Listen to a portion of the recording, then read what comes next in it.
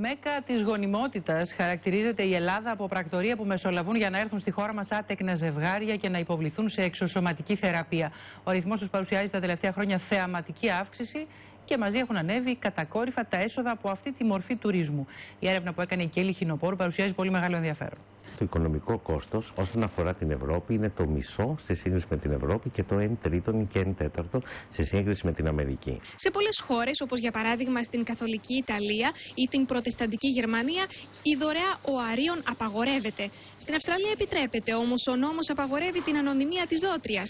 Η σκέψη λοιπόν ότι το παιδί που θα αποκτήσουν θα μπορέσει να εντοπίσει την βιολογική του μητέρα ήταν η αιτία που έφερε και αυτό το ζευγάρι Έλληνο-Αυστραλών από τη Μελβούρνη στην Αθήνα. Το άλλο πρόβλημα είναι που η κοπέλα μέχρι τα 46 μπορεί να προσπαθήσει με IVF στην Αυστραλία.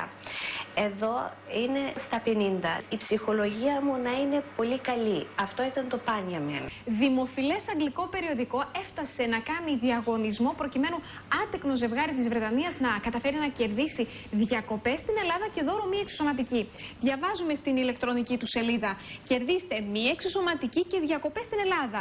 Πρέπει να παραμείνει στη χώρα, πρέπει να βρει ένα ωραίο ξενοδοχείο, γιατί μιλάμε για ανθρώπους υψηλού οικονομικού επίπεδου, να δει τις ομορφιές της χώρας μας. Σύμφωνα μάλιστα με εκτιμήσεις του Συνδέσμου Τουριστικών Επιχειρήσεων, ο ιατρικός τουρισμός αναμένεται να απογειώσει τις ξένες αφίξεις στη χώρα μας στα 24 εκατομμύρια έως και το 2021. Ιατρικά προϊόντα που ήδη έχουν πέρασει στο ξένο κοινό, εκτός από τις θεραπείες γονιμότητας, είναι οι ορθοπαιδικές και οφθαλμολογικές επεμβάσεις, καθώς και οι επεμβάσεις πλαστικής χειρουργικής.